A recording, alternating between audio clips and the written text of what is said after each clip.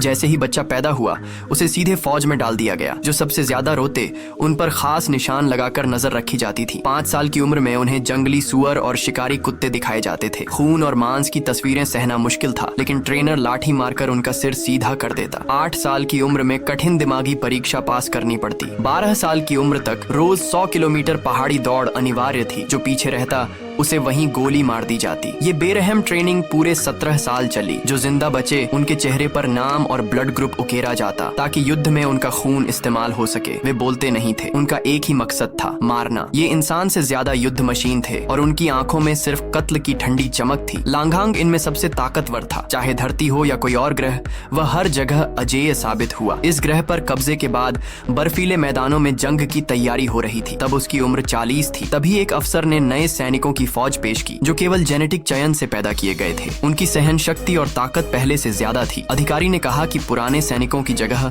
अब यही लोग लेंगे, मगर कमांडर ने मना कर दिया। वजह मोह नहीं, बल्कि पुराने सैनिकों का विशाल अनुभव था। नए लोग ये कभी नहीं सीख सकते थे। बहस के बाद मुकाबला तय हुआ। पहला टेस्ट था शूटिंग। मशीन गन से बौछार में रिकॉइल न के बराबर था और हिट रेट 99% पहुंची। फिर भी कमांडर खुश नहीं हुआ। अगली परीक्षा थी सहन शक्ति। कमांडर ने अपना सबसे भरोसेमंद लांग भेजा। अधिकारी ने चाल चली। पहले पुराने सैनिकों को दौड़ने भेजा, फिर अपना सर्वश्रेष्ठ निकाला। इशारा मिलते ही नया लड़ाका बिजली की तरह दौड़ा और सबको पीछे छोड़ बड़ी बढ़त से जीत गया। डराने वाली बात ये थी कि उसकी सांस तक नहीं टूटी और वह दीवार पर चढ़ गया। कप्तान चाहता था कि असली जंग हो और नए लड़ाकों को सबक मिले, पर अधिकारी ने 2 और पुराने सैनिक भेजने का सुझाव दिया। आखिरकार पुराने सैनिक मरकर गिरे। लांग ने अंत तक टिककर नए लड़ाके की एक आंख फाड़ दी, लेकिन फिर भी उस दैत्य की ताकत कायम रही। कई वारों के बाद लांग भी हार गया। इस बर्बर हार के बाद पुराने योद्धा बेदर्दी से नए सैनिकों से बदल दिए गए। मरे हुए सिपाहियों को न सम्मान मिला